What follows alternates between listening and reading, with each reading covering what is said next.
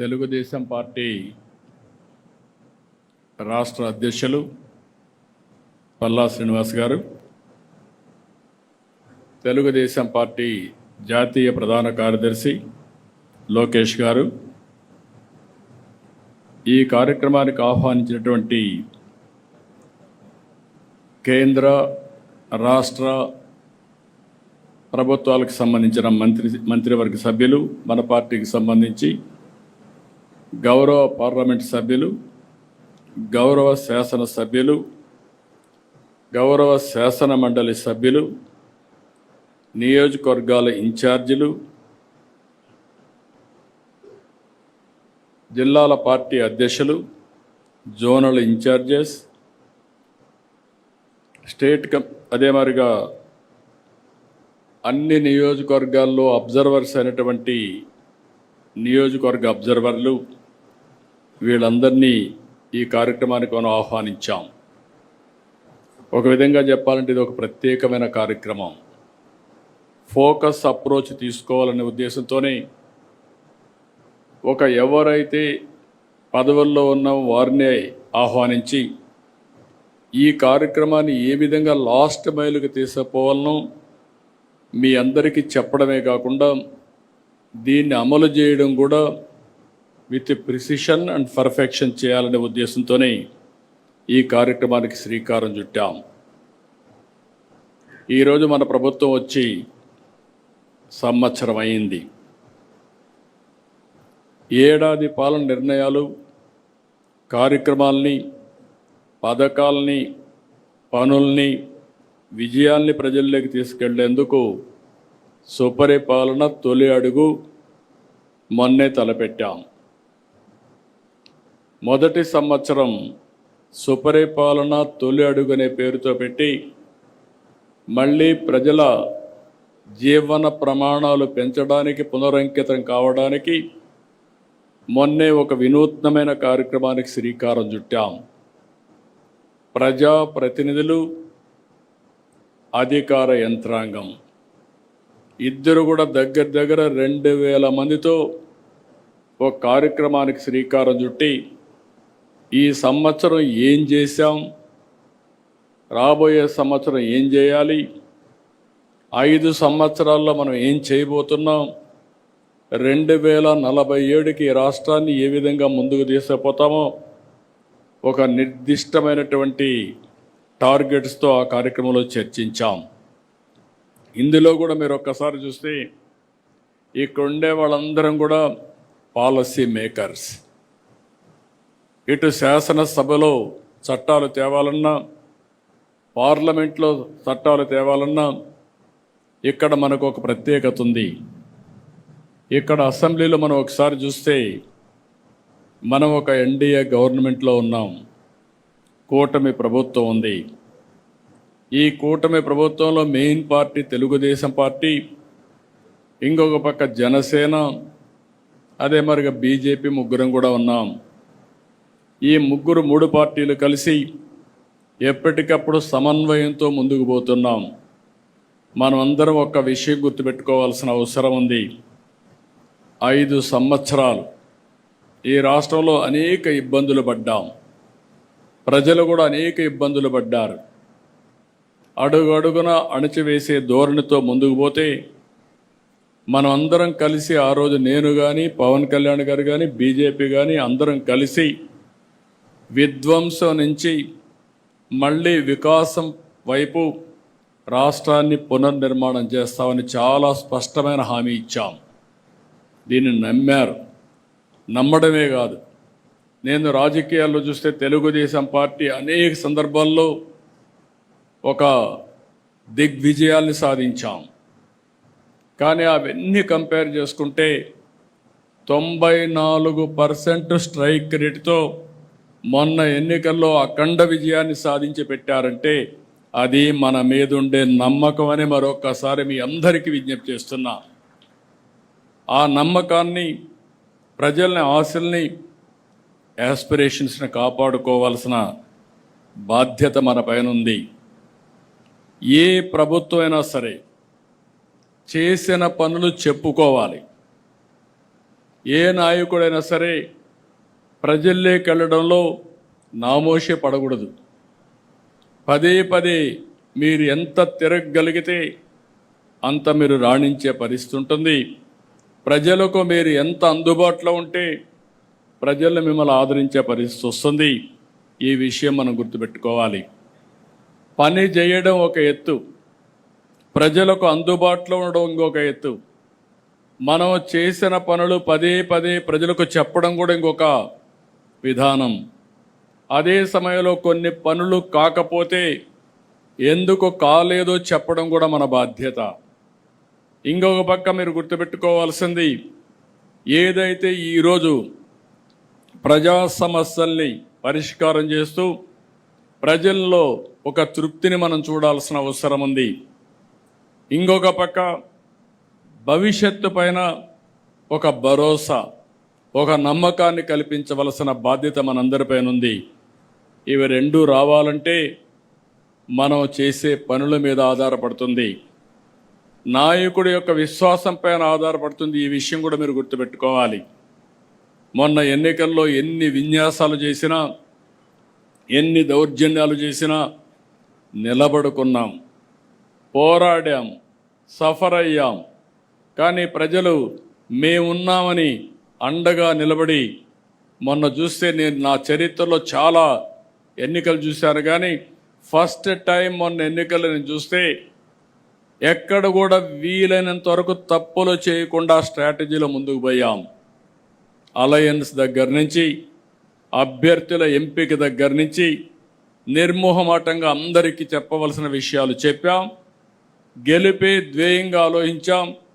అందుకే మీరు ఒక్కసారి చూస్తే మొన్న ఎన్నికల్లో దగ్గర చాలామంది కొత్త వాళ్ళు, పార్లమెంట్ అయితే మెజారిటీ కొత్త వాళ్ళు, అసెంబ్లీ కూడా మెజారిటీ కొత్త వాళ్ళు, ఫస్ట్ టైం వచ్చిన వాళ్ళు చాలామంది వచ్చారు.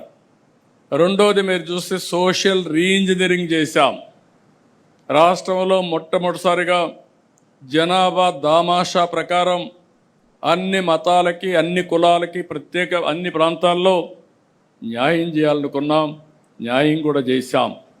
ఇవన్నిటి వల్ల ప్రజల్లో ఒక విశ్వాసం పెరిగింది. ఆ విశ్వాసం మొన్న ఎన్నికల్లో బ్రహ్మాండంగా వచ్చే పరిస్థితి వచ్చింది. ఓసారి గతాన్ని కూడా గుర్తుపెట్టుకోవాలి. తెలుగుదేశం పార్టీ ఎప్పుడు పనులు చేయక ఓడిపోలేదు. 2000 మన పార్టీ పెట్టినప్పటి నుంచి ఈ రాష్ట్రానికి సంక్షేమం అందించిన పార్టీ, సంక్షేమాన్ని ఏ విధంగా చేయాలనో చేసి చూపించిన పార్టీ తెలుగుదేశం పార్టీ. ఆ నాయకుడు నందమూరి తారక రామారావు గారు అనే విషయం మనం గుర్తుపెట్టుకోవాలి. ఒకప్పుడు పరిపాలన అంటే రెగ్యులేటర్ అనుకునే పరిస్థితి నుంచి పరిపాలనకు డెఫినేషన్ మార్చిన పార్టీ తెలుగుదేశం పార్టీ. ఇంకొక పక్క 95 నుంచి నేను ముఖ్యమంత్రి అయినప్పుడు మీరు చూస్తే ఫస్ట్ టైం అప్పుడే ఆర్థిక సంస్కరణలు పివి నరసింహారావు గారు తీసుకొచ్చారు. ఆర్థిక సంస్కరణలు అందిపుచ్చుకొని సెకండ్ జనరేషన్ రిఫార్మ్స్ అమలు చేశాం. మిడ్ 90sలో 94, 95 ప్రాంతంలో ఇంటర్నెట్ రెవల్యూషన్ వచ్చింది. దాన్ని ఫస్ట్ అడ్వాంటేజ్ తీసుకున్నది మనమే తీసుకున్నాం. ఇవన్నీ కలిసి వచ్చి ఈరోజు మన అభివృద్ధికి ఒక మారుపేరుగా, ఒక వ్యక్తిత్వానికి మారుపేరుగా మనం ముందుకు పోయే పరిస్థితికి వచ్చాం. అదే సమయంలో మీరు చూస్తే నేను పదే చెప్పాను 95 CBN అని. నిర్మోహమాటంగా చెప్పేవాడిని. తప్పులు చేసిన వాళ్ళకి క్లియర్గా చెప్పడం, అదే మరి ఏ అధికారి తప్పు చేసినా క్లియర్గా చెప్పడం. ఒకవేళ అధికారి చెప్తే కూడా మారకపోతే, ఎవరైనా మారకపోతే వాళ్ళపైన చర్య తీసుకోవడం నేను చేసిన పని. దానివల్ల బ్రహ్మాండమైన ఫలితాలు వచ్చాయి. 99 నుంచి పనులు చేశాం. అదే సమయంలో రాజకీయాలు మర్చిపోయాం, ప్రజలకు చెప్పలేకపోయాం. ఎప్పుడు కూడా మీరు గుర్తుపెట్టుకోవాల్సింది, చేసే పనిని ఎప్పటికప్పుడు ప్రజల దగ్గరికి తీసుకుపోవడం. ఏదైనా ప్రజల మనోభావాలకు భిన్నంగా ఉంటే ఎప్పటికప్పుడు కరెక్ట్ చేసుకుంటూ ముందుకు పోవాల్సిన అవసరం ఉంది. 2014-19 విభజన తర్వాత మీరు ఒక్కసారి చూస్తే ఆ రోజు చాలా అనుమానాలు కూడా ఉన్నాయి ప్రజల్లో. ఆ రోజు ప్రజలు ఆలోచించింది, ఆదాయం వచ్చే ప్రాంతాలు తెలంగాణకి వెళ్ళాయి, మనకు జీతాలు వస్తాయా, పింఛన్లు వస్తాయా, ఆదాయం ఎక్కడి నుంచి వస్తుందని చెప్పి బాధపడితే 5 సంవత్సరాలు ఎవ్వరికి ఇబ్బంది కలగకుండా అభివృద్ధిలో కానీ సంక్షేమంలో కానీ భారతదేశంలో నెంబర్ 1గా చేశాం. కానీ ఈ పరుగు పందెంలో మనం రాజకీయాలు మర్చిపోయాం. మనం చేసింది చెప్పలేకపోయాం. చాప కింద నీరుమారిగా మన మీద వ్యతిరేకత చెప్పి అబద్ధాలు చెప్పి వాళ్ళు గెలిచే పరిస్థితికి వచ్చారు. అందుకని నేను మిమ్మల్ని అందరినీ కోరేది, ఈరోజు ఒక ప్రత్యేకమైన కార్యక్రమం ఇచ్చాం. ఫస్ట్ ఇయర్ ఇక్కడుండే అందరం కూడా ఈ 1 మంత్లో పార్టీ యంత్రాంగం, ప్రజాప్రతినిధులు కలిసి ఎవరి ఇంటికి వెళ్ళి ఎన్నికల ముందు ఏ హామీలు ఇచ్చాం, ఈరోజు ఏ హామీలు మనం నెరవేర్చామో చెప్పే బాధ్యత మనందరిపైన ఉంది. దాని మీద ఒక యాక్షన్ ప్లాన్ తయారు చేసుకోవడానికి ఈ కార్యక్రమం పెట్టామని చెప్పి కూడా నేను మీకు తెలియజేస్తున్నా. ఈరోజు మనం చూస్తే ఏడాది క్రితం అంతా అయోమయం, గందరగోళం, ఎటు చూసినా చీకటి, 10 లక్షల కోట్ల రూపాయల అప్పులు, దెబ్బతిన్న వ్యవస్థలు, నిర్వీర్యమైపోయిన సంస్థలు, అతి దారుణమైన పరిస్థితి. నేను 4వసారి సీఎం అయ్యాను. గతంలో కూడా కొన్ని ఇబ్బందులు ఉన్నాయి, కానీ ఇన్ని ఇబ్బందులు, ఇంత విధ్వంసాన్ని నా జీవితంలో ఎప్పుడూ చూడలేదు. అంటే కేంద్రం ఇచ్చే డబ్బులు సెంట్రలీ స్పాన్సర్డ్ స్కీమ్స్లో 95 ఇస్తే 95 కూడా డీఫంక్ట్ అయిపోయినాయి. ఇచ్చిన డబ్బుల్ని డైవర్ట్ చేసే పరిస్థితికి వచ్చారు. నిన్న అర్బన్ డెవలప్మెంట్ రివ్యూ చేస్తా ఉంటే మెప్మా నిధులు కూడా కేంద్రం ఇచ్చిన డైవర్ట్ చేసి మీరు అది ఖర్చు పెట్టి యూసీ ఇవ్వండి, అప్పుడే డబ్బులు రిలీజ్ చేస్తామనే పరిస్థితికి వచ్చారు. ఇప్పటికీ దగ్గర 85-86 స్కీముల్ని రివైవ్ చేశాం. దగ్గర 15,000 కోట్ల రూపాయలు వీళ్ళు ఖర్చు పెట్టి, లేకుంటే డైవర్ట్ చేసిన డబ్బుల్ని మళ్ళా ఖర్చు పెట్టి అవన్నీ కూడా మళ్ళీ ట్రాక్లో పెట్టే పరిస్థితికి వచ్చాం. ప్రజలకు ఇచ్చిన ప్రకారం ఈరోజు మనం విధ్వంసం నుంచి వికాసం వైపు ప్రయాణం మొదలుపెట్టాం. నేను అన్ని సెట్ చేశాను నేను చెప్పడం లేదు. అందుకే మీరు చూస్తే సుపరిపాలనలో తొలి అడుగే అన్నాం. ఈ 1 సంవత్సరం మనం వేసింది తొలి అడుగు మాత్రం వేసాం. అయితే ఎన్ని సమస్యలున్నా సమస్యలు చూసి మనం భయపడడం లేదు. ఒక్కొక్క సమస్యని పరిష్కారం చేసుకుంటూ ఎక్కడికక్కడ మనం ముందుకు పోయాం. ఒకే లక్ష్యంగా ముందుకు పోతున్నాం. అదే రాష్ట్ర పునర్నిర్మాణం, పూర్వ వైభవం తేవడం, ఏపీని అగ్రగామిగా చేయడం అనే సంకల్పంతో మనం పనిచేస్తున్నాం. అనేక సవాళ్లు దాటాం. నేను పదే చెప్పాను, ఈరోజు రాష్ట్రంలో మీరు ఒక్కసారి చూస్తే సరైన సమయంలో ప్రజలు కూడా సరైన నిర్ణయం తీసుకుని మనకు సహకరించారు. మొన్న ఎన్నికల్లో మీరు చూస్తే అటు కేంద్రంలో ఎన్డీఏ ప్రభుత్వం వచ్చినప్పుడు మనం క్రూషియల్గా తయారయ్యే పరిస్థితికి వచ్చాం. ఎప్పుడు కూడా తెలుగుదేశం పార్టీని మీరు గుర్తుపెట్టుకోవాలి, బ్లాక్మెయిల్ రాజకీయాలు ఎప్పుడు మనం చెయ్యం. విశ్వసనీయతకు మారుపేరుగా రాజకీయాలు చేశాం. మనకు అధికారం ముఖ్యం కాదు, రాష్ట్ర అభివృద్ధి ముఖ్యం, తెలుగు జాతి ప్రయోజనాలు ముఖ్యం, రాష్ట్ర ప్రయోజనాలే ముఖ్యంగా మనం ముందుకు పోయాం. అదే సమయంలో మనం ఒకసారి మీరు ఆలోచిస్తే ఎప్పుడు అధికారంలో లేక మనం చాలా అవకాశాలు వచ్చాయి. ఒక్క మాటలో చెప్పాలంటే ఏ రాజకీయ పార్టీకి రానన్ని అవకాశాలు మనకు వచ్చాయి. ఒక ప్రాంతీయ పార్టీ నేషనల్ ఫ్రంట్ పెట్టి కేంద్రంలో ప్రభుత్వాన్ని ఏర్పాటు చేసిన నాయకుడు నందమూరి తారక రామారావు గారు, ఎన్టీఆర్. ఆ తర్వాత యునైటెడ్ ఫ్రంట్ పెట్టి 2 గవర్నమెంట్ని మనం ఏర్పాటు చేశాం. ఆనాటి గవర్నమెంట్లోనే ఎర్రమనాయుడు గారు కేంద్ర మంత్రిగా ఉత్తరాంధ్ర నుంచి వచ్చారు. తర్వాత ఈరోజు రామ్మోహన్ నాయుడు కేంద్రంలో మంత్రిగా ఉండే పరిస్థితికి వచ్చారు.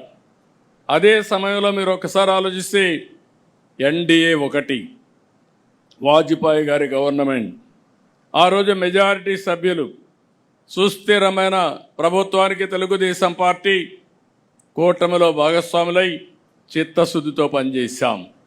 2014లో మళ్ళా అవకాశం వచ్చింది. 2024లో మళ్ళీ మనకు అవకాశం వచ్చే పరిస్థితికి వచ్చింది. కేంద్రంలో ఎప్పుడు అవకాశాన్ని వచ్చినా మనం ఆ అవకాశాన్ని రాష్ట్ర అభివృద్ధి కోసమే ఉపయోగించుకుంటున్నాం. ఈ రోజు కానీ కేంద్ర ప్రభుత్వం కానీ సహకారం లేకపోతే వెంటిలేటర్ పై నుండే రాష్ట్ర ఆర్థిక పరిస్థితిని బయట తీసుకొచ్చే పరిస్థితి కూడా లేదు. వారు సహకరించారు. దాంతో ఒక్కొక్క సమస్యని పరిష్కారం చేసుకుంటూ ముందుకు పోతున్నాం. మనం అందరం ఒకటి గుర్తుపెట్టుకోవాలి, 1 ఇయర్ కంటే ముందున్న సమస్య ఈరోజు లేదు. అట్లని చెప్పి సమస్యలన్నీ పరిష్కారం అయిపోయినాయి, కంఫర్టబుల్గా వచ్చామని కాదు. జరిగిన విధ్వంసం 20-30 సంవత్సరాల రాష్ట్రాన్ని ఎనికనెట్టేసింది. ఆర్థిక ఇబ్బందులున్నాయి. ఇక్కడ కూడా మీరందరూ ఒకటి గుర్తుపెట్టుకోవాలి, దక్షిణ భారతదేశంలో అన్ని రాష్ట్రాల కంటే మంది విభిన్నమైన పరిస్థితి. రాష్ట్ర విభజన వల్ల స్ట్రక్చరల్ ఛాలెంజెస్ వచ్చాయి. అంటే ఒకప్పుడు మీరు చూస్తే, ఈరోజు తెలంగాణ చూస్తే రాష్ట్ర ఆదాయంలో లేకుంటే అభివృద్ధిలో 67% సర్వీస్ సెక్టర్. ఎక్కడైతే 67% సర్వీస్ సెక్టర్ ఉంటే రాష్ట్రానికి ఆదాయం ఎక్కువ వస్తుంది. వాళ్ళ రాష్ట్ర ఆదాయంలో జీఎస్టీపీ నుంచి 9.3% ఆదాయం రాష్ట్రానికి వస్తుంది. అదే మన దగ్గర 46% సర్వీస్ సెక్టర్, అగ్రికల్చర్ 35%. దీనివల్ల మనకు వచ్చే జీఎస్టీపీ నుంచి 6.3% మనకు ఆదాయం వస్తుంది. ఇది ఒక పెద్ద సవాల్. దీనికోసమే మన సర్వీస్ సెక్టర్కి ప్రాధాన్యత ఇవ్వాలి, ఇండస్ట్రీకి ప్రాధాన్యత ఇవ్వాలి, అగ్రికల్చర్ని కూడా ముందుకు తీసుకుపోవాల్సిన అవసరం ఉంది. అదే సమయంలో 1924 జరిగిన విధ్వంసం రాష్ట్రాన్ని మళ్ళీ తిరిగి కోలుకోలేని దెబ్బతీసింది. ఇవన్నీ కూడా రెండు కరెక్ట్ చేసుకుంటూనే మనం ముందుకు పోతున్నాం. చెప్పిన హామీలు అమలు చేయడం కోసం అడుగడుగు ముందుకేసాం. 64 లక్షల మందికి పింఛన్లు, 34 వేల కోట్ల రూపాయలు ఒక్క సంవత్సరంలో ఇచ్చాం. మనం ఇది చెప్పకపోతే ప్రజల్లో కూడా అర్థం కాకపోవచ్చు. 4,000, 6,000, 10,000, 15,000 రూపాయలు పింఛన్లు ఇచ్చే ఏకైక ప్రభుత్వం భారతదేశంలో ఒక్క తెలుగుదేశం ప్రభుత్వం, ఒక్క ఆంధ్రప్రదేశ్ రాష్ట్రం ఒకటే. మనలో నియర్గా కూడా ఎవరు లేని పరిస్థితి ఉంది. ఈ విషయం మీరు గుర్తుపెట్టుకోవాలి. మత్స్యకార భరోసా కింద 20,000 రూపాయలు చొప్పున 259 కోట్లు ఇచ్చాం. తల్లికి వందనం మనం హామీ ఇచ్చాం. ఎంతమంది పిల్లలుంటే అంతమంది పిల్లలకి ఇస్తామని చెప్పి 67,27,164 మంది విద్యార్థులకి 10,000 కోట్ల రూపాయలు ఇచ్చే ప్రభుత్వం తెలుగుదేశం ప్రభుత్వం ఒకేసారి. దీంట్లో కూడా మొన్న 1వ తరగతి 11వ తరగతి అడ్మిషన్స్ కావాలి, అడ్మిషన్స్ అయిన వెంటనే ఇస్తున్నాం. ఇంకొక పక్కన దీపం 2 కింద 2,601 కోట్ల రూపాయలు ఇచ్చాం, 3 సిలిండర్లు ఇస్తున్నాం. 55,57,000 మెట్రిక్ టన్నులు ధాన్యాన్ని కొనుగోలు చేశాం. 13,584 కోట్ల రూపాయలు పే చేశాం. ఏదైతే మార్కెట్ ఇంటర్వెన్షన్ కింద ఇబ్బందులు వస్తే కోకోకి కేజీకి 50 రూపాయలు, మామిడికి కేజీకి 4 రూపాయలు, అంటే మార్కెట్ ధర పూర్తిగా దెబ్బతింటే ప్రతి ఒక్క కేజీకి 4 రూపాయలు ఇస్తున్నాం. ఇంకో పక్క పొగాకైతే కొనేవాళ్ళు లేకపోతే మనమే కొనే పరిస్థితి. రాబోయే సంవత్సరం దీన్ని ఏ విధంగా అమ్మాలనో దానికి ఒక ప్రణాళిక తయారు చేసుకుంటున్నాం. పామాయిల్కి ఇబ్బంది వచ్చినా, మిర్చికి ఇబ్బంది వచ్చినా ఎక్కడికక్కడ మానిటర్ చేస్తూ మార్కెట్ ఇంటర్వెన్షన్ కానీ, సరైన సమయంలో కేంద్ర పాలసీల్ని మార్చడానికి కూడా వారితో కూడా మాట్లాడుతూ ఎప్పటికప్పుడు అనుసంధానం చేసుకుంటూ ముందుకు పోతున్నాం. మెగా డిఎస్సి 16,347 ఉద్యోగాలకు నోటిఫికేషన్ ఇచ్చాం. ట్రాన్స్పరెంట్గా చేస్తున్నాం. ఈవెన్ ఎక్కడ కూడా ఒక జీరో మిస్టేక్ లేకుండా చేయబోతున్నాం. ఇంకో పక్క అన్నా క్యాంటీన్లు 204 పెట్టాం. ప్రతి నియోజకవర్గంలో ఒక అన్నా క్యాంటీన్ పెట్టడానికి నిర్ణయం చేశాం. 5 రూపాయలకే పేదవాడి ఆకలి తీరుస్తున్నాం. వచ్చే నెల కేంద్ర ప్రభుత్వం కూడా అన్నదాత సుఖీభవ కింద డబ్బులు ఇస్తారు. అదే రోజు మన డబ్బులు కూడా వేస్తాం. ఆ రోజున మీరందరూ భాగస్వాములై దీన్ని లాజికల్గా తీసుకుపోయే బాధ్యత తీసుకోవాలి. ఈ సంవత్సరం నుంచి కేంద్రం ఇచ్చే సమయంలో మన వాటా కూడా వేసి ఏదైతే చెప్పిన మాట నిలబెట్టుకోవడానికి ప్రతి రైతుకు 20,000 రూపాయలు ఇచ్చే బాధ్యత మనది. ఆ విషయం మీరు గుర్తుపెట్టుకోవాలి. నిన్న కూడా రివ్యూ చేశా. ఆడబిడ్డలకు ఉచిత ప్రయాణ సౌకర్యం ఆగస్టు 15 స్టార్ట్ చేస్తున్నాం. అన్నీ కూడా ఎట్లా చేస్తే బాగుంటుందో వర్కౌట్ చేస్తున్నాం. ఇవన్నీ కూడా చేసి ఏమాత్రం ఇబ్బంది లేకుండా ఆగస్టు 15 నుంచి ఉచిత బస్సు ప్రయాణ సౌకర్యాన్ని కల్పిస్తాం. అర్చకులకు 15,000, నాయీ బ్రాహ్మణులకు 25,000, పాస్టర్లకు 5,000, ఇమాములకు 10,000, మౌజన్లకు 5,000 హానోరియం పెంచాం. ఇంకొక పక్కన మీరు ఒకసారి చూస్తే వేద విద్యార్థులకు 3,000 రూపాయలు, జూనియర్ లాయర్లకు 10,000 రూపాయలు వేతనంగా ఇస్తున్నాం. ఇసుక పాలసీ తెచ్చాం. మద్యం పాలసీ మార్చి జే బ్రాండ్లు లేకుండా చేశాం. అయితే ఇక్కడ నేను ఒకటే విషయం మీకు చెప్తున్నాను. పాలసీలు ఎంత మంచివైనా దాన్ని అమలు చేయడంలో తూట్లు పొడిస్తే సమస్యలు వస్తాయి. ప్రజల విశ్వాసాన్ని కాపాడుకోవాలంటే ట్రూ స్పిరిట్తో మనందరం కూడా పనిచేస్తే తప్ప, ఎవరెవరి పరిధిలో పనిచేస్తే తప్ప ఇది సాధ్యం కాదు. ఆ విషయం కూడా మీరు గుర్తుపెట్టుకోవాల్సిన అవసరం ఉంది. అమరావతి 15,000 కోట్ల రూపాయలు శాంక్షన్ చేశాం. మిగిలిన ఆర్థిక సంస్థలతో సంబంధాలు పెట్టుకుని వాళ్ళందరిది కూడా డబ్బులు తీసుకొచ్చి అన్నీ కూడా పనులన్నీ ట్రాక్లో పెట్టాం. పోలవరం 12,500 కోట్ల రూపాయలు కేంద్రం ఇచ్చింది. రాబోయే 1.5 ఇయర్లో పూర్తి చేసి ఎట్టి పరిస్థితిలో 2027 నాటికి జాతికి అంకితం చేసే బాధ్యత ఈ ప్రభుత్వాన్ని. స్టీల్ ప్లాంట్కి 11,400 కోట్ల రూపాయలు ఇచ్చారు. 4-5 నెలల్లోనే విశాఖపట్నం స్టీల్ ప్లాంటు ఒకప్పుడు అగమ్య గోచరంలో ఉండే ప్రాజెక్ట్ని ఈరోజు మీరు చూస్తే లాభాలు బాట నడిపించే పరిస్థితి తీసుకొస్తున్నాం. ఇంకో పక్క ఓర్వకల్లు కొప్పర్తి 5,000 కోట్ల రూపాయలు ఖర్చు పెట్టి అక్కడ ఇన్ఫ్రాస్ట్రక్చర్ పెట్టాం. నక్కపల్లి ఫార్మా ఇండస్ట్రీ కోసం ఇన్ఫ్రాస్ట్రక్చర్ ప్రాజెక్ట్ వచ్చింది. అదే మరి కృష్ణపట్నంలో క్రిస్ సిటీకి కూడా పనులు ప్రారంభమైనవి, ముందుకు పోతున్నాయి. ఈ విషయంలో ఇంకొక విషయం మీరు గుర్తుపెట్టుకోవాలి. ఈరోజు వాట్సాప్ గవర్నెన్స్ వచ్చింది. ఐటీ మంత్రి గారు వాట్సాప్ గవర్నెన్స్ తీసుకొచ్చి ఇప్పటికీ దగ్గర 500 సర్వీసెస్ ఆన్లైన్లో ఇస్తున్నాం. ఆగస్టు 15 నాటికి 703 సర్వీసులు ఆన్లైన్లో పెట్టి ఎవ్వరు కూడా ఆఫీస్కి వచ్చే పని లేకుండా పూర్తిగా సర్వీస్ అన్నీ ఆన్లైన్లో ఉంటాయి. దీనివల్ల కరప్షన్ చాలా వరకు కంట్రోల్ అవుతుంది. ప్రజలకు కూడా ఎలాంటి ఇబ్బందులు లేకుండా పరిపాలన ఇచ్చే అవకాశం ఉంటుంది. ఇక్కడ మీరు ఒక్కసారి గుర్తుపెట్టుకుంటే, ఎందుకంటే టెక్నాలజీ పెరిగింది. ఆ రోజు నేను హైదరాబాద్లో హైటెక్ సిటీతో ఐటీ ప్రారంభించాం, ప్రమోట్ చేశాం. ఇప్పుడు క్వాంటమ్ వ్యాలీ పెట్టి క్వాంటమ్ కంప్యూటింగ్తో ఆర్టిఫిషియల్ ఇంటెలిజెన్స్కి శ్రీకారం చుట్టాం.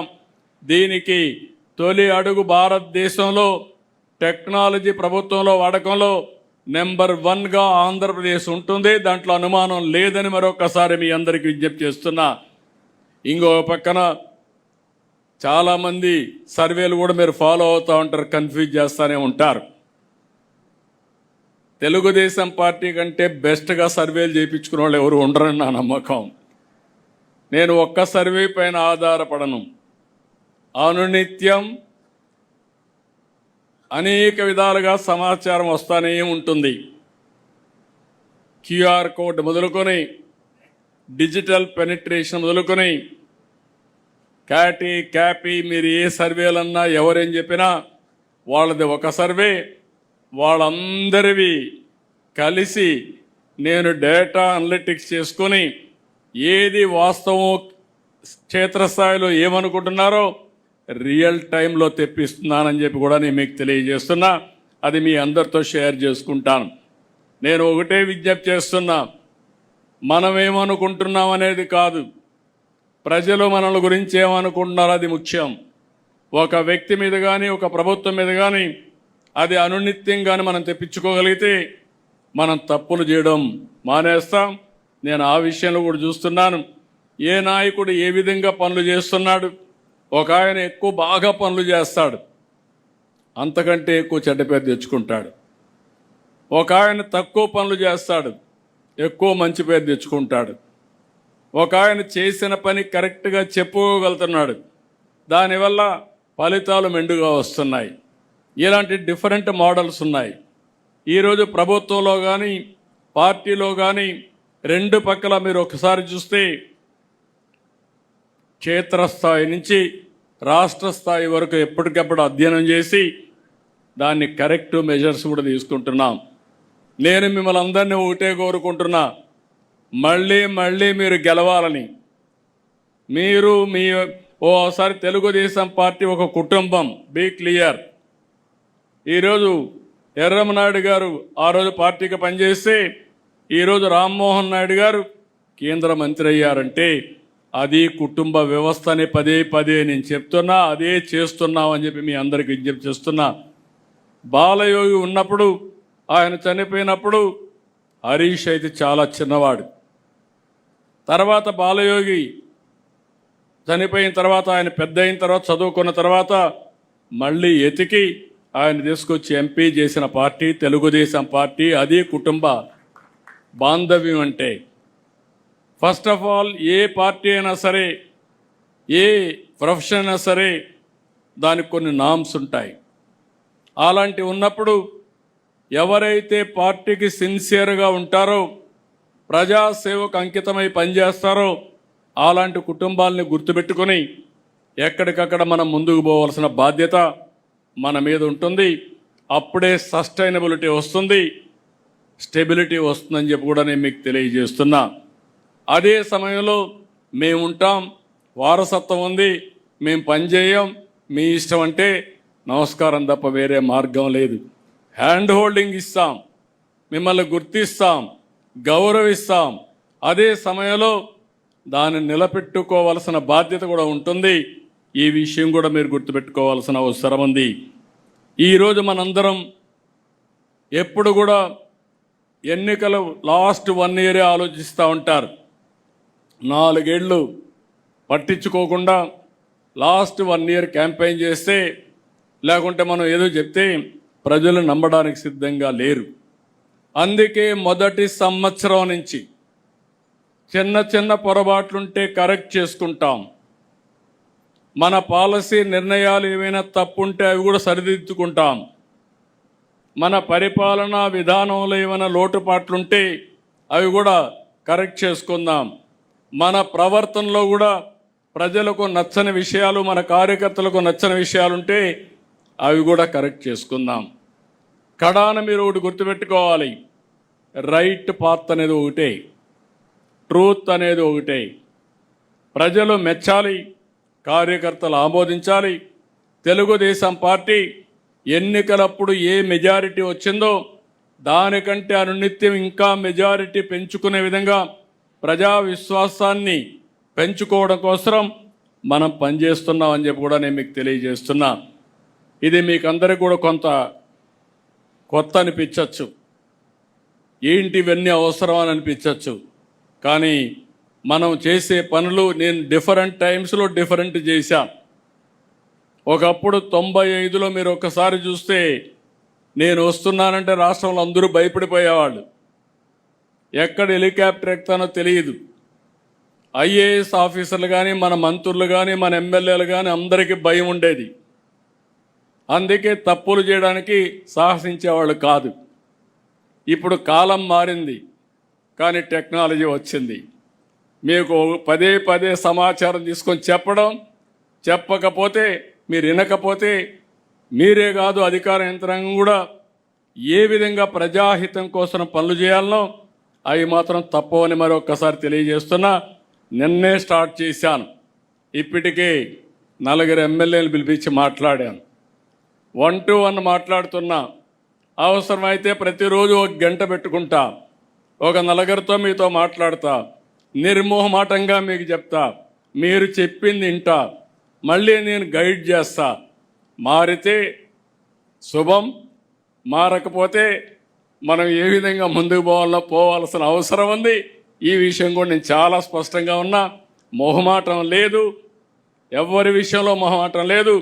నా విషయంలో కూడా చెప్తున్నా. నా కార్యకర్తలు ఎక్కడ నా కాన్స్టిట్యూన్సీ తప్పులు చేసినా వాళ్ళని పక్కన పెట్టడం తప్ప చెప్పిన తర్వాత మార్చుకునే విధానంతోనే ముందుకు పోతామని చెప్పి కూడా నేను మీకు తెలియజేస్తున్నా. ఇంకొక పక్క నేను ఎప్పుడూ మాట్లాడుతున్నా, పాజిటివ్ పాలిటిక్స్, క్లీన్ పాలిటిక్స్. ఇది ఎప్పటికీ శాశ్వతంగా గుర్తింపు ఉంటుంది. ఈ విషయం మీరు గుర్తుపెట్టుకోవాలి. ఈ దేశంలో ఎవరు మాట్లాడుండరు. 2000 రూపాయలు రద్దు చేయాలని ఆ రోజు చెప్పా, 1000 రూపాయలు రద్దు చేయాలని ఆ రోజు చెప్పా. ఈరోజు 500 రూపాయలు కూడా రద్దు చేయాలని చెప్తున్నాను. ఎవరి దగ్గర డబ్బులుంటే సేవా కార్యక్రమాలు చేసి మంచి పేరు తెచ్చుకోండి, కానీ ఎన్నికల్లో ఓట్లు కొనడం అనేది చాలా బాధాకరం. 5 సంవత్సరాలు పనులు చేసి 4000 రూపాయలు నెలకు పింఛనిచ్చి, 6000 రూపాయలు పింఛనిచ్చి, 10,000 రూపాయలు పింఛనిచ్చి, 15,000 ఇచ్చి ఊరూరుకు రోడ్డు వేసి ఎలక్షన్లు వస్తే మళ్ళీ డబ్బులు ఇవ్వాలి అనే ఆలోచన రావడం చాలా బాధాకరం. దీని నుంచి మార్చాలి, రిఫార్మ్స్ కూడా రావాలి. అదే సమయంలో పదే చర్చ కూడా జరగాల్సిన అవసరం ఉంది. నీతివంతమైన పాలన రావాలంటే, సుపరిపాలన రావాలంటే ఎవరైతే మెరుగైన సేవలు అందిస్తారో, ఎవరైతే ప్రజలకు అందుబాటులో ఉంటారో వాళ్ళకి ప్రజలు ఓట్లేసే పరిస్థితి రావాలి. కానీ ఓసారి అనిపిస్తుంది, చాలామంది చూశారు, డబ్బులతోనే గెలిచేడుగా ఉంటే మనం గెలవం. మొన్న ఎన్నికల్లో కూడా అవతల వాళ్ళు మనకంటే ఎక్కువ ఖర్చు పెట్టినా 11 సీట్లే వచ్చాయి. అంటే అక్కడ డబ్బులు పనిచేయవని తేలిపోయింది. కానీ మనం మాత్రం ఆ సమయం వస్తే ఆత్రపడతా ఉంటాం, ఆరుద్దా ఉంటుంది. ఇలాంటి సమస్యలు ఉన్నాయి. దీన్ని కూడా ప్రజా చైతన్యంలో భాగంగా మనం మాట్లాడాల్సిన అవసరం ఉంది. అందుకని ఆదర్శవంతమైన రాజకీయాలు చేద్దాం, అభివృద్ధి రాజకీయాలు చేద్దాం. మళ్ళీ వైకుంఠపాడి వద్దని పదే ప్రజలకు కూడా చెప్పాలి. పైకి ఎక్కడం, మళ్ళా కిందికి పడడం, మళ్ళా సరిచేయడం, మళ్ళీ దీన్ని అధ్వానమైన పరిస్థితి తేవడం, ఇది కరెక్ట్ కాదు. ఇది కూడా మనం చేయాల్సిన అవసరం ఉంది. కంటిన్యూటీ ఆఫ్ గవర్నెన్స్ చాలా ముఖ్యం. ఇది ఇంటర్నేషనల్గా చూడండి, దేశంలో చూడండి. ఈరోజు మన సింగపూర్ చూస్తే 60 సంవత్సరాలుగా ఒకే పార్టీ 4 ప్రధానమంత్రులు. సింగపూర్ ఆ స్థాయికి రావడానికి కారణం ఆ రాష్ట్రంలో రాజకీయ విధానం, సుస్థిరమైన పాలన, సమర్థవంతమైన విధానాలని చెప్పి కూడా నేను మీకు తెలియజేస్తున్నా. మన దేశంలో మనం చూస్తున్నాం, గుజరాత్ 25 ఏళ్ళ నుంచి ఒకే పరిపాలన, ఒకే పార్టీ. యూపీ మొన్నటి వరకు యూపీలో rowdyism, మాఫియాలు.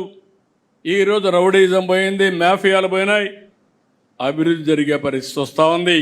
Law and order control చేసే పరిస్థితికి వచ్చారు. 11 సంవత్సరాలుగా ప్రధానమంత్రి నరేంద్ర మోడీ గారు వాళ్ళ మోడల్ని రామ్మోహన్ నాయుడు గారు మధ్యాహ్నం మాట్లాడినప్పుడు చెప్తారు, అనునిత్యం అందరూ పనులు చేస్తూనే ఉంటారు. మన చంద్రశేఖర్ గారు ఉన్నారు, వాళ్ళు డ్యూటీ వేస్తూ ఉంటారు. ప్రజలతో అనుసంధానం కావడం దినచర్యలో ఒక భాగంగా పెట్టుకుని ముందుకు పోయే పరిస్థితి వచ్చారు. అందుకే ఈరోజు మీరు చూస్తే 11వ స్థానం నుంచి ఆర్థిక వ్యవస్థ దేశంలో 4వ స్థానానికి వచ్చే పరిస్థితి వచ్చింది. ఇలాంటివన్నీ కూడా ప్రజల్లో చర్చనీయం చేయాలి, డిస్కషన్ చేయాలి. 5 ఏళ్ల తర్వాత ఎన్నికలు ఉన్నాయి, 5 ఏళ్ల తర్వాత లాస్ట్లో మాట్లాడదామంటే మీరు ఆ రోజు ఏం మాట్లాడినా ఎన్నికల కోసం మాట్లాడుతున్నారని, స్వార్థం కోసం మాట్లాడుతున్నారని ప్రజలు అర్థం చేసుకునే పరిస్థితి ఉంటుంది. అందుకే మనందరం గుర్తుపెట్టుకోవాలి, 19లో కానీ మనం గెలుసుంటే ఈ రాష్ట్రం ఎక్కడుండేది. 2004లో అప్పుడు గెలుసుంటే తెలుగు జాతి ఏ స్థాయికి వెళ్ళేదో మనం గుర్తుపెట్టుకోవాల్సిన అవసరం ఉంది. ఇక్కడ ఇంకొక విషయం కూడా, రాష్ట్రంలో గడచిన ప్రభుత్వం తెచ్చినటువంటి బ్యాడ్ ఇమేజ్ అంతా కూడా క్లీన్ చేయాలంటే చాలా సమయం పడుతుంది. అయితే మన మీద ఒక నమ్మకం ఉంది, ఒక విశ్వాసం ఉంది, ఒకప్పుడు ట్రాక్ రికార్డు ఉంది. అందుకే ప్రజలు ముందుకొచ్చి పెట్టుబడులు పెట్టడానికి కూడా ఉత్సాహాన్ని చూపించారు. ఈరోజు మీరు చూస్తే గడిచిన 1 ఇయర్లో 9,34,000 కోట్ల రూపాయలు పెట్టుబడులు వచ్చాయి, ఒప్పందాలు చేశాం. దీనివల్ల 8,50,000 మందికి ఉద్యోగాలు వస్తాయి. ఈరోజు TCS, Google, Cognizant, Arcelor Mittal, BPCL, Reliance, Adani, Birla, Jindal, all brands are here. ఇంకా చిన్న చిన్న కంపెనీలు అన్నీ వచ్చాయి. ఆల్మోస్ట్ అన్ని కంపెనీలు వచ్చే పరిస్థితికి వచ్చింది. మనం కూడా ఒక ప్రణాళిక ప్రకారం వర్కౌట్ చేస్తున్నాం. ఉత్తరాంధ్ర కేంద్రంగా విశాఖపట్నాన్ని, అమరావతి కేంద్రంగా ఈ ప్రాంతాన్ని, అదే మరి తిరుపతి ఆ ప్రాంతాన్ని అవసరమైతే 5 జోన్స్గా చేసుకుని ఏ విధంగా అభివృద్ధి చేయాలనో అభివృద్ధి కోసం ప్రణాళికలు కూడా తయారు చేస్తున్నాం. అదే మాదిరిగా రతన్ టాటా ఇన్నోవేషన్ హబ్ కింద హబ్ అండ్ స్పోక్ మోడల్ పెట్టుకొని ప్రతి ఒక్క ఇంటికి ఒక ఆంటర్ప్రెన్యూర్ని ప్రమోట్ చేయాలని కూడా ఆలోచిస్తున్నాం. ఇంకొక పక్క మీరు చూస్తే ఉత్తరాంధ్ర సుజల స్రవంతి, దీనికి కూడా శ్రీకారం చుట్టాం. ఈ సంవత్సరం అనకాపల్లి వరకు నీళ్లు వెళ్తాయి. రాబోయే సంవత్సరం విశాఖపట్నం నుంచి అవసరమైతే దీన్ని వంశధార వరకు కూడా కనెక్ట్ చేసే దానికోసం ఒక ఆలోచన పెట్టుకొని ముందుకు పోతున్నాం.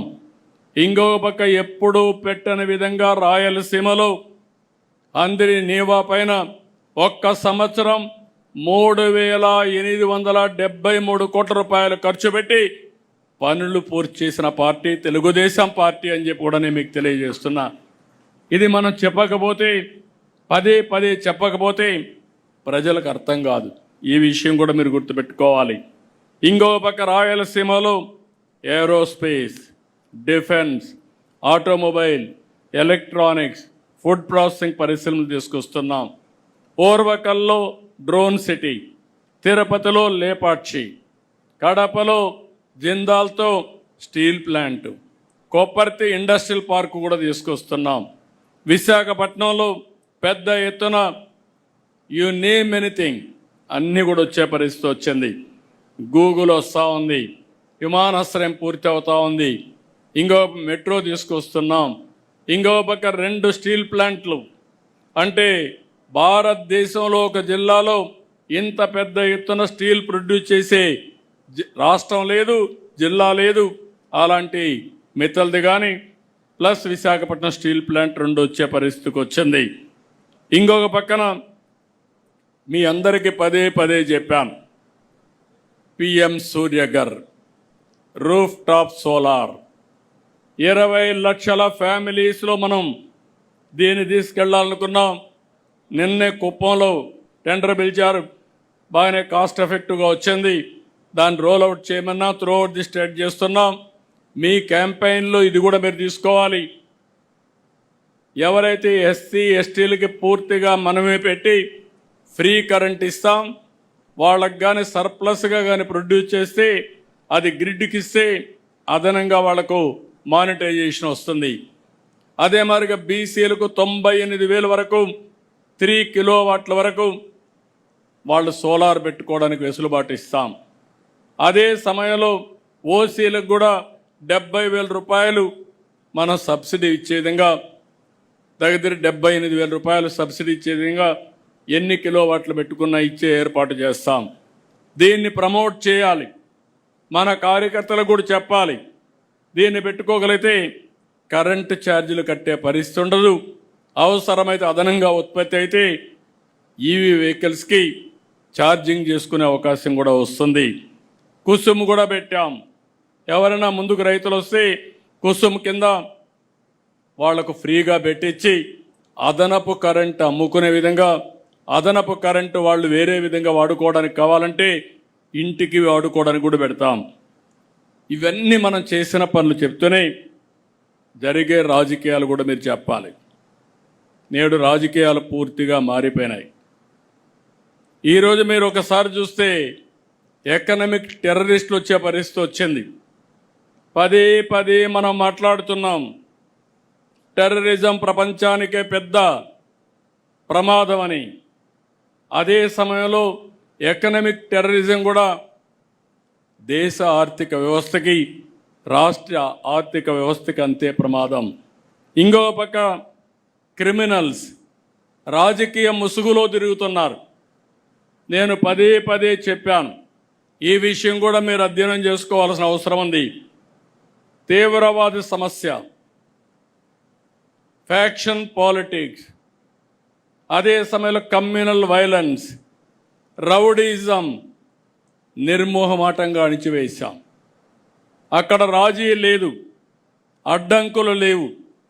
కానీ ఇక్కడ వచ్చింది అలాంటి రౌడీలే రాజకీయ ముసుగేసినప్పుడు ఆ ముసుగులో కానీ మనం ఏమారి ఏమాత్రం కూడా అప్రమత్తంగా ఉండకపోతే చాలా ప్రమాదం వస్తుంది. అదే జరిగింది. 2019 ఎన్నికల ముందు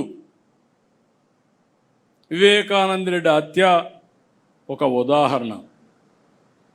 ఆ రోజు నేనే ముఖ్యమంత్రి, ఇప్పుడే నాయకులందరూ ఉన్నారు.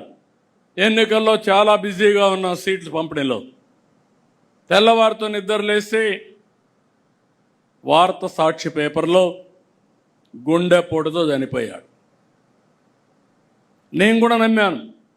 నేను ఎప్పుడు ఒక అనుమానంగా చూస్తాను. ఏ విషయం మీరు చెప్పినా చెవిలో పెట్టుకుంటూనే ఇంకొక చెవిలో ఆలోచిస్తూ ఉంటాను, ఇది చెప్పింది కరెక్టా లేదా అని వెరిఫికేషన్ చేసుకుంటాను. అలాంటి నేను వెరిఫికేషన్ చేసుకోకుండా నమ్మా. టైం పాస్ అయింది. డెవలప్మెంట్స్ ఎప్పుడూ మీకోసరం నాకోసరం ఆగవు. ఈ విషయం కూడా మీరు గుర్తుపెట్టుకోవాలి. ఇది ఒక కేస్ స్టడీ మీ మనసుల్లో ఉండాలి. తెల్లవారితో ఇది జరిగింది.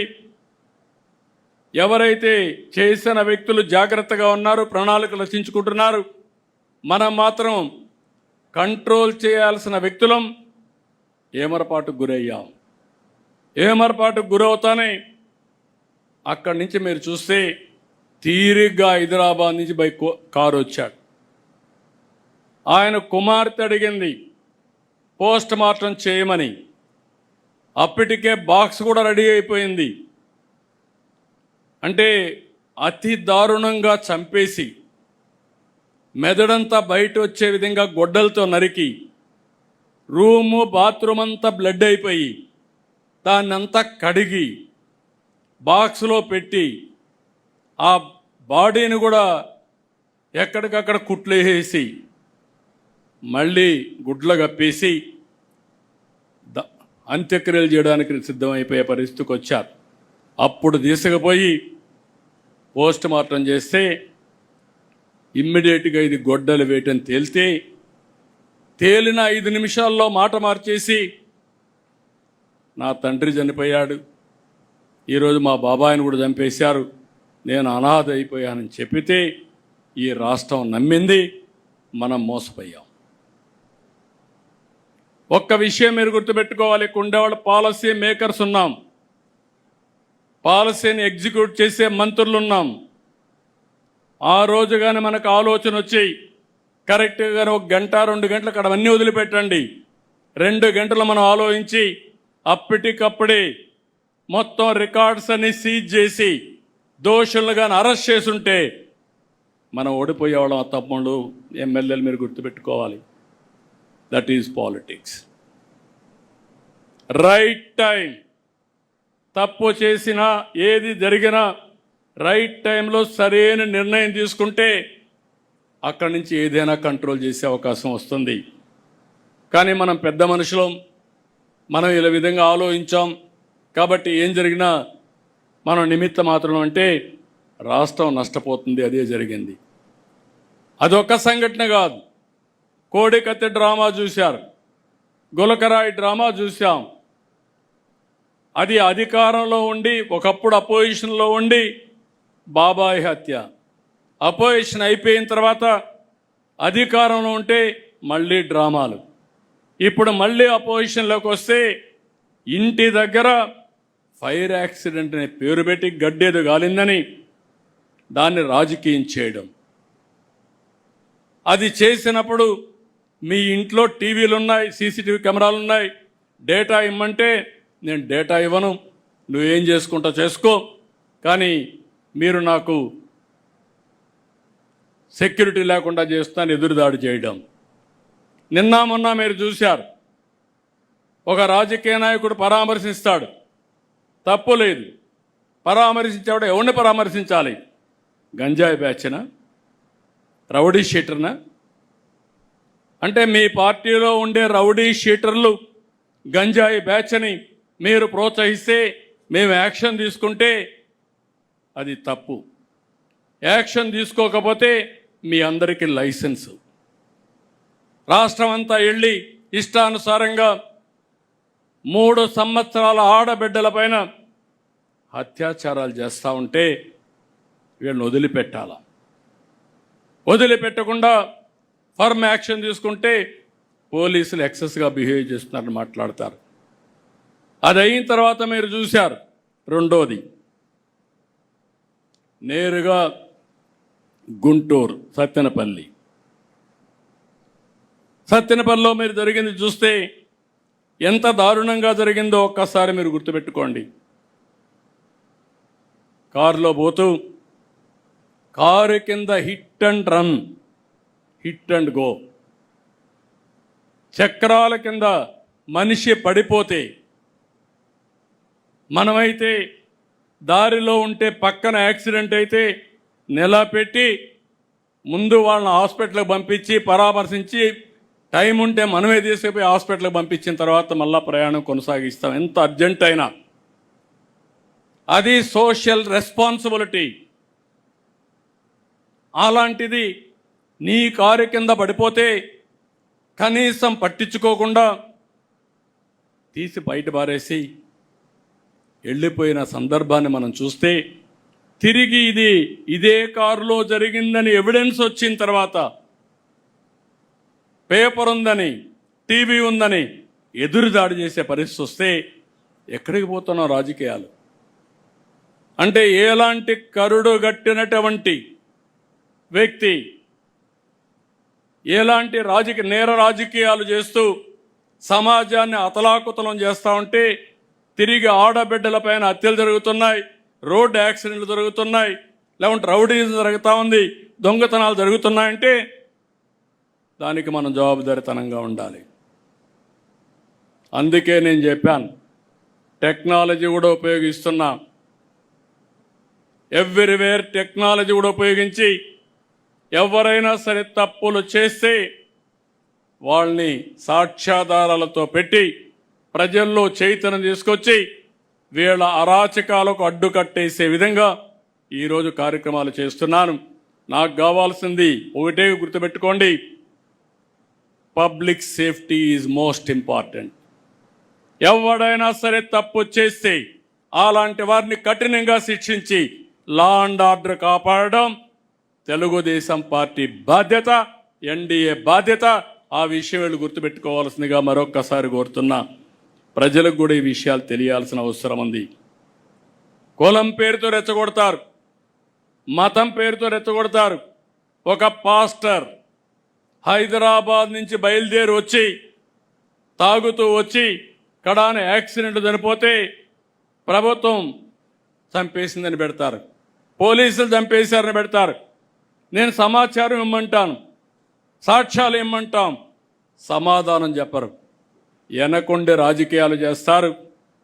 ఇలాంటి నీతి మాలిన రాజకీయాలు చేస్తే రాజకీయ ముసుగు తీసి నేరస్తులను నేరస్తులుగానే ట్రీట్ చేస్తామని మరొకసారి మీ అందరికీ విజ్ఞప్తి చేస్తున్నా. ఇక్కడ మీకు కూడా గుర్తుపెట్టుకోవాల్సింది, ఎప్పుడు కూడా అబద్ధం అనేది చాలా పవర్ఫుల్. ఇది నిజం గడప దాటేసరికి అబద్ధం ఊరంతా చుట్టొస్తుంది. ఆ అబద్ధం మీకే అనుమానం వచ్చేస్తుంది, నేను నిజం చెప్తున్నానా లేకపోతే నేను కూడా మోసపోయానా అని అనుమానం కలిగే పరిస్థితి వస్తుంది. అందుకే ప్రతి ఒక్కరు కూడా అప్రమత్తంగా ఉండడమే కాకుండా మీకు ఎన్ని పనులున్నా వాస్తవాన్ని ప్రజలకు చెప్పడంలో, పదే పదే చెప్పడంలో మీరు చొరవ తీసుకోవాల్సిందిగా నేను మిమ్మల్ని కోరుతున్నా. ఎందుకంటే మీరు అందరం గుర్తుపెట్టుకోవాలి, ఈ దేశ రాజకీయాల్లో ఇది కొత్త అలవాటు, పోకడ. ఏ రాజకీయ పార్టీ పేపర్ పెట్టుకోలేదు, ఏ రాజకీయ పార్టీ టీవీ పెట్టుకోలేదు, ఏ రాజకీయ పార్టీ ఇంత బరిదిగించి డబ్బులు సంపాదించి ఆ డబ్బులతో మళ్ళా మేనేజ్మెంట్కి పోయే పరిస్థితుల్లో లేరు. ఇలాంటివి వచ్చినప్పుడు అయితే ఇవి సర్వైవ్ అవుతాయని అనుకోను. ఆ పేపరే కాపాడితే, ఆ టీవీయే కాపాడితే 11 సీట్లు వచ్చేటివి కాదు. కానీ ప్రజల్లో కన్ఫ్యూజన్ చేయడానికి, లేకుంటే ప్రజల్ని మభ్యపెట్టడానికి పనికొస్తాయి. దీన్ని కూడా మనం అప్రమత్తంగా ఉండి ఏం చేయాలో చేయాల్సిన అవసరం ఉంది. ఇప్పుడు సోషల్ మీడియా కూడా వచ్చింది, ఇది మరీ ప్రమాదంగా ఉంటుంది. వ్యక్తుల యొక్క క్యారెక్టర్ని అసాసినేషన్ చేసే విధంగా, ఆడబిడ్డల యొక్క అన్ని విధాల అవమానం చేసే విధంగా కూడా సోషల్ మీడియా వచ్చే పరిస్థితి వస్తుంది. గౌరవంగా బతకాలంటే గౌరవంగా బతికే వాళ్ళని కూడా ఇబ్బంది పెట్టే విధంగా వస్తుంది. ఇది కూడా మనం గుర్తుపెట్టుకొని, ఓసారి వాళ్ళు తిట్టే విషయాలు చూస్తూ ఉంటే సోషల్ మీడియాలో నాకే 2 నిమిషాలు మనసు అతలాకుతలం అయిపోతుంది, ఏంట్రా అని. అలాంటివి వస్తాయి. అయితే ఇది యథార్థం అని గుర్తుపెట్టుకొని దీన్ని ఏ విధంగా హ్యాండిల్ చేయాలనో ప్రివెంటివ్ కానీ అదే మరి ఫర్మ్ యాక్షన్ కూడా మనం చేయాల్సిన అవసరం ఉందని చెప్పి కూడా నేను మీకు తెలియజేస్తున్నా. ఈ రోజుల్లో నెల రోజులు నేను బ్రాడ్గా మీకు ఇండికేషన్ ఇచ్చాను. 1 మంత్ నా దగ్గర నుంచి లాస్ట్ మైల్లో ఉండే కేఎస్ఎస్ వరకు అందరం కూడా పేరుకు మన వాళ్ళు ఉన్నారనేది కాదు. ఈ 1 మంత్ ఎవ్రీ గడప మనం తొక్కాల్సిన అవసరం ఉంది. ప్రతి ఒక్క వ్యక్తిని మనం కలవాల్సిన అవసరం ఉంది. ఈ కష్టకాలంలో ఎన్ని ఇబ్బందులున్నా ఆర్థిక వ్యవస్థని మళ్ళీ గట్టెక్కించడానికి ఏమేం చేసాం చెప్పాల్సిన అవసరం ఉంది. ఇన్ని కష్టాల్లో ఇచ్చిన మాట నిలబెట్టుకోవడానికి అనునిత్యం ఏ విధంగా పనిచేస్తున్నామో చెప్పాల్సిన అవసరం ఉంది. మీకు ఒక విషయం చెప్పి నేను ముగిస్తాను. ఇటీవల మనం మాట ఇచ్చాం, కేంద్ర సహకారం తీసుకుంటున్నాం, మన ఆర్థిక వనరులన్నీ కూడా సమీకరించుకుంటున్నాం. ఎప్పుడూ లేని విధంగా నేను మళ్ళీ కమర్షియల్ ట్యాక్స్ అయితే, జిఎస్టీ అయితే జిల్లా అధికార యంత్రాంగంతో కూడా మాట్లాడుతున్నాను.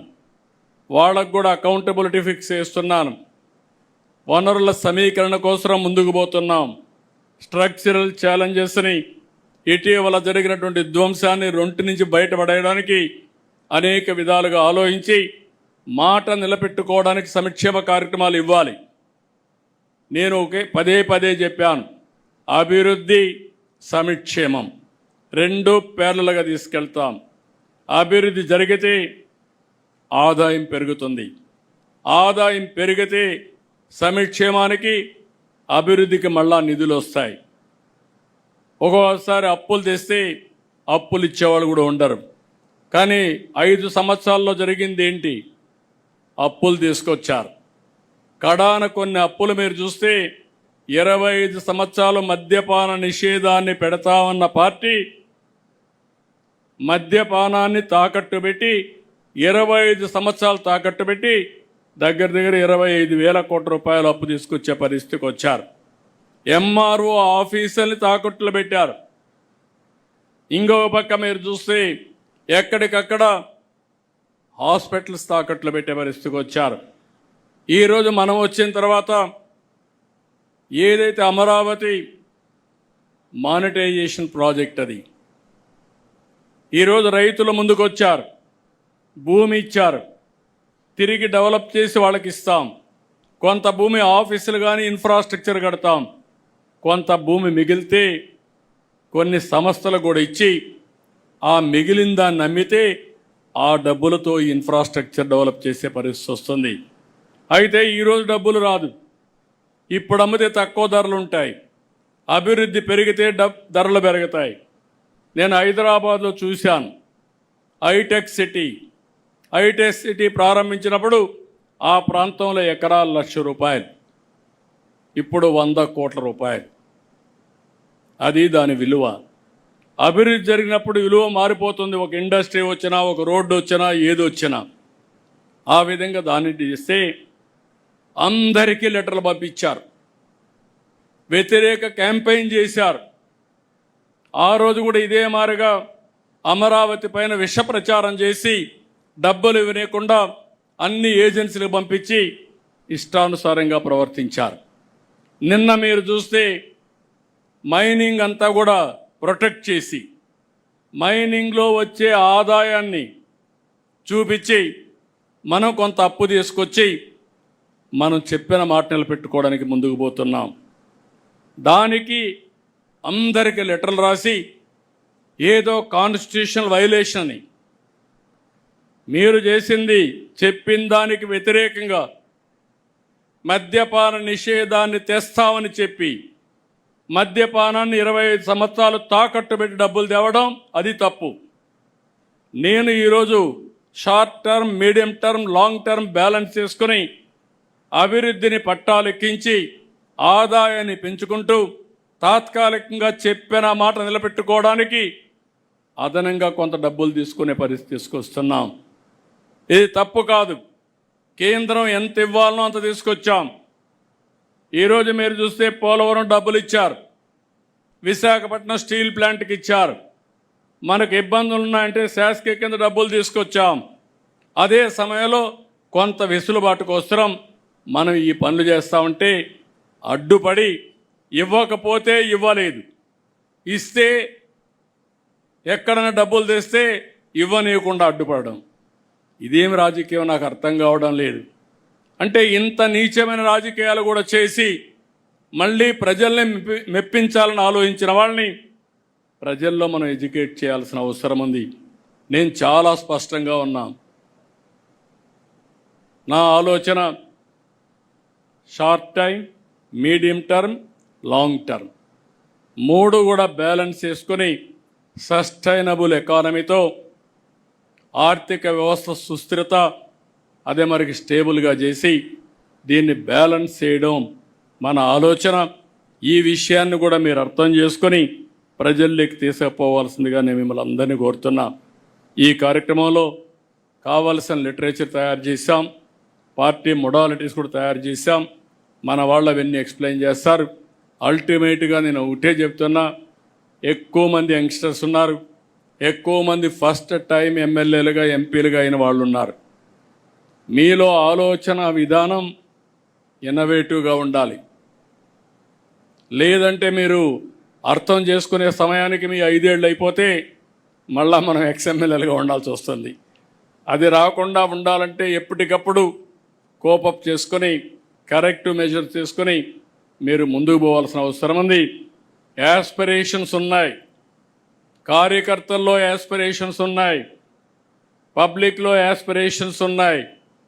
అదే సమయంలో ఈ 2 యాస్పిరేషన్స్ని ఫుల్ఫిల్ చేయాలంటే మళ్ళీ బ్యాలెన్సింగ్ ఉండాలి.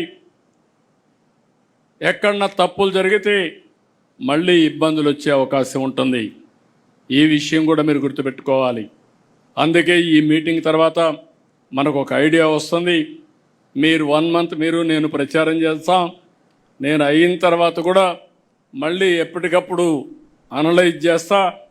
గ్రాఫ్ పెరుగుతూ ఉందా, గ్రాఫ్ తగ్గుతుందా, కాన్స్టిట్యున్సీ కానీ వ్యక్తి కానీ రాష్ట్రం కానీ అన్నీ కూడా ఎక్కడికక్కడ దీన్ని అధ్యయనం చేసుకుంటూ మనం ముందుకు పోదాం. నేను ఎన్నికల ముందు ఒకే మాట మీకు చెప్పా, నన్ను డీటెయిల్స్ అడగద్దండి, సరైన నిర్ణయం తీసుకుంటాను ఆ రోజు చెప్పా. ఆ రోజు నన్ను నమ్మారు, ఎవరు క్వశ్చన్ చేయలేదు.